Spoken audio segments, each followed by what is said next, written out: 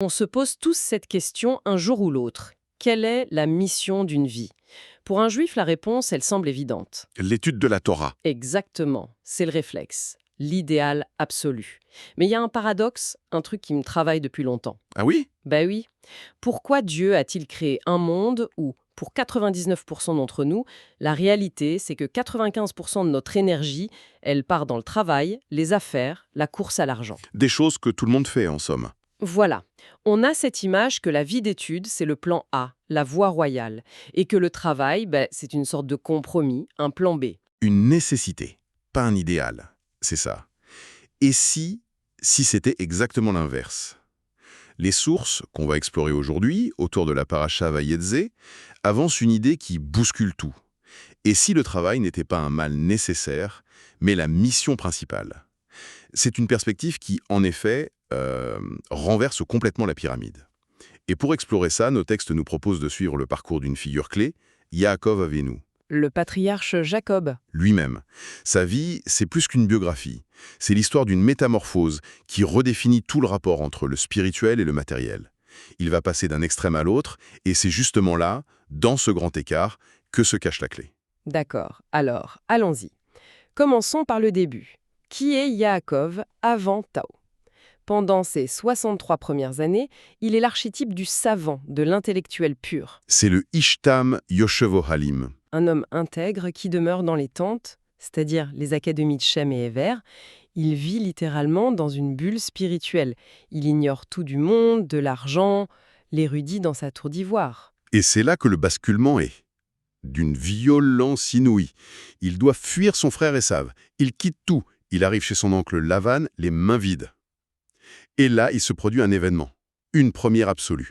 Yaakov devient le premier juif de l'histoire à être un Poel Sahir, Un Poel Sahir. un ouvrier salarié. C'est un changement de paradigme total. Avant lui, ça n'existait tout simplement pas chez nos patriarches. C'est vrai qu'on n'y pense pas. Abraham, Isaac, c'était des géants spirituels, mais aussi des personnages immensement riches. Des sortes de grands PDG, si on veut. Oui, voilà. Ils étaient maîtres de leur temps, de leurs biens. Ils ne rendaient de compte à personne. Et là, Yaakov, c'est l'inverse, la dépendance totale. Exactement. Il n'est pas son propre patron. Il est l'employé d'un homme réputé pour être un escroc, Lavan, qui va l'exploiter. Et dans des conditions extrêmes, si je me souviens bien. Extrême. Il le dit lui-même, le jour, la chaleur me dévorait, la nuit, le gel. C'est un travail harassant. Et ce qui est fascinant, c'est que ce passage n'est pas juste une anecdote. C'est devenu une pierre angulaire du droit du travail juif. Vraiment. Oui, le grand Maïmonide, le Rambam, des siècles plus tard, va se baser spécifiquement sur le comportement de Yaakov chez Lavan pour codifier l'éthique du travail, le Moussar Avoda. Attendez, vous voulez dire que notre code du travail, moderne, en quelque sorte, est basé sur l'expérience d'un berger exploité il y a plus de 3000 ans? C'est incroyable. C'est exactement ça. Et concrètement, qu'est-ce que Maïmonide en a tiré? Deux principes fondamentaux. Le premier, c'est l'interdiction de ce qu'on appelle le Genivat Zman, le vol de temps.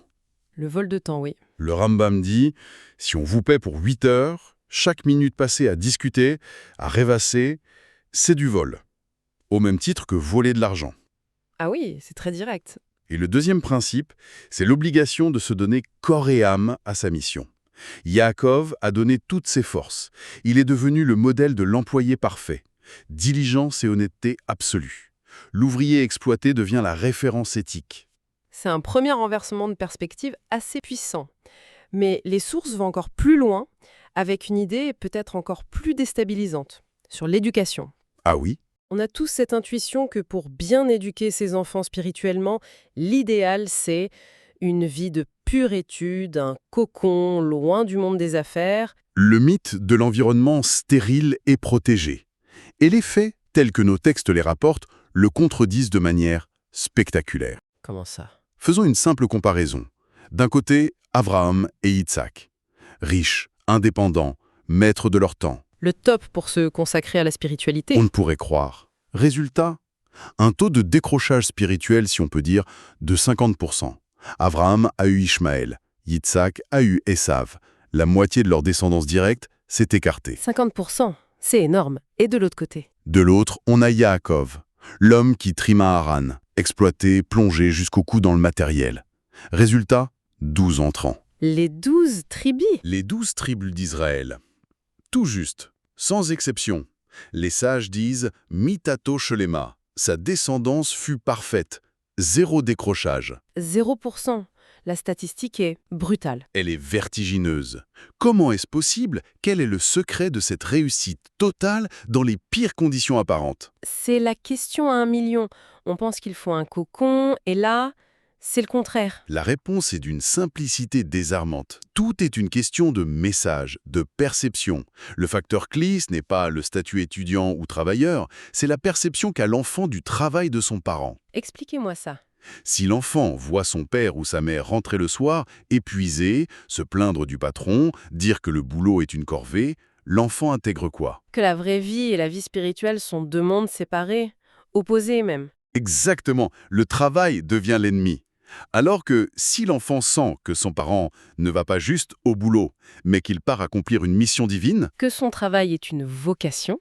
voilà, que l'honnêteté dans les affaires, le respect de la parole donnée, que c'est ça le service de Dieu.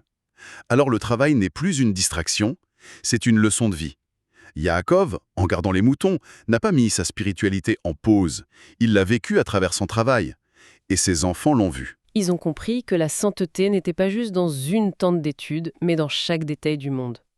C'est une leçon incroyable pour les parents d'aujourd'hui. Absolument. Cette idée de sanctifier le matériel, ça me fait penser à une autre image très forte, celle du partenariat entre Issachar et Zevouloun. Le fameux partenariat, c'est l'étape suivante. Et elle va encore plus loin. Yissachar, c'est l'érudit qui étudie. Zevouloun, c'est l'homme d'affaires qui le soutient financièrement. Et dans l'imaginaire collectif, la hiérarchie est claire. Issachar est le héros spirituel. Zevouloun, il est admirable, mais il est secondaire. C'est le soutien logistique. C'est l'idée reçue.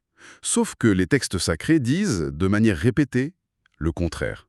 Comment ça, le contraire? Que ce soit dans les bénédictions de Yaakov, ou plus tard celles de Moshe Rabbeinu, l'ordre est systématiquement inversé. C'est toujours Zevouloun qui est mentionné avant Issachar. Vraiment? Zevouloun en premier? J'avoue que je n'y avais jamais fait attention. Ça va à l'encontre de tout ce qu'on imagine. Réjouis-toi, Zevouloun, dans tes entreprises, et toi, Yissachar, dans tes tentes. Alors pourquoi cette primauté pour l'homme d'affaires? Qu'est-ce que ça signifie? Pour comprendre, il faut introduire un concept fondamental de la pensée hassidique, le dira betartonim. Dira betartonim.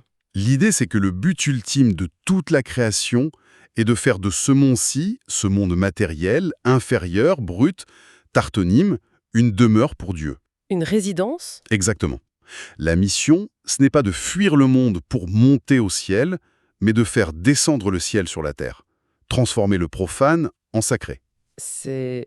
Waouh, une idée puissante. Le but n'est pas de s'élever hors du monde, mais d'investir le monde. Et le lien avec Issachar et Zevouloun? Ils ont deux missions différentes. Issachar, l'érudit, il travaille dans un environnement déjà saint. Le lieu d'étude est un sanctuaire. Son rôle est de maintenir la sainteté là où elle est déjà. C'est une mission, disons, défensive. Il garde la citadelle. C'est ça. Zevulon, lui, a une mission de conquête. Il quitte l'environnement protégé. Il part sur les marchés dans le monde profane, là où la sainteté n'est pas présente a priori. Sa mission, c'est d'y introduire la lumière divine. C'est un chaliar, un émissaire. Donc, si je suis bien, Issachar garde le fort, mais Zevulon, c'est le commando qui part en territoire ennemi, planter le drapeau de la sainteté. C'est pour ça qu'il est premier. C'est exactement ça. Sa mission est plus risquée, plus difficile, et finalement plus centrale dans ce projet de conquête du monde. Il ne maintient pas la sainteté, il la crée là où elle n'existait pas. C'est lui qui réalise activement le dirabet ashtonim. C'est une véritable révolution copernicienne. Alors si on applique ça aujourd'hui, ça veut dire que le bal est sec, l'entrepreneur, le cadre, l'artisan... Il n'est pas en train de faire un compromis. Il est potentiellement en train de réaliser la mission la plus élevée qui soit. Il est en première ligne. Précisément. Chaque acte de sa vie professionnelle devient une occasion de sanctification. Imaginez un chef d'entreprise, en pleine réunion stratégique, un deal à des millions, et il s'excuse un instant pour aller faire la prière de l'après-midi. Ou un commerçant qui refuse de mentir sur sa marchandise, même si ça lui coûte une vente. À ce moment précis, son bureau, son magasin, Ça devient un hôtel. Il y a cette anecdote incroyable, celle du diamantaire à New York. Son entreprise était au bord de la faillite. Il avait une transaction vitale à conclure un vendredi après-midi. Et l'heure du Shabbat approchait. La pression devait être énorme. Énorme. Ses associés non-juifs le suppliaient de rester. L'avenir de la boîte en dépendait. Et il a refusé, catégoriquement. Il a dit « Non, le Shabbat arrive. C'est non négociable. » Il a tout laissé et il est parti. Ses partenaires ont dû le prendre pour un fou. Sûrement. Et finalement, la transaction a été reportée. Elle s'est conclue la semaine suivante dans des conditions encore meilleures et ça a sauvé son entreprise. Son respect du Shabbat, au cœur de son business, a été la source de sa bénédiction. C'est l'illustration parfaite. Il a transformé sa salle de marché en un temple. Il a montré que ses principes n'étaient pas à vendre. C'est ça, la mission de Zevouloun. L'appel est donc très concret. Il s'agit de changer de regard. Quand on part au bureau le matin, on ne va pas juste travailler. On peut décider d'enfiler ce qu'on pourrait appeler le casque de Shalia, le casque de l'émissaire. Aujourd'hui, je pars en mission. Voilà. Ma mission, c'est d'amener de l'honnêteté, un peu de sacré dans mon environnement. C'est celui qui est dans le monde, qui a les mains dans le cambouis, qui construit activement cette fameuse demeure pour le divin. Au final, le changement de paradigme est immense. Le travail n'est pas une parenthèse, un mal nécessaire. C'est une vocation sacrée. C'est l'acte même de sanctification du monde. La grande mission n'est pas de se retirer du monde, mais de s'y engager pleinement pour le transformer de l'intérieur. C'est une pensée incroyablement puissante. Et pour finir, peut-être laisser une question en suspens. Si l'on adopte cette perspective, comment est-ce que ça nous amène à réévaluer la valeur de nos propres tâches, même les plus banales ? Que signifierait, concrètement, de considérer une réunion, une transaction, un service rendu à un client, ou même la rédaction d'un simple email, comme une pierre que l'on apporte, à notre échelle, à la construction de cette demeure pour le divin ici-bas ?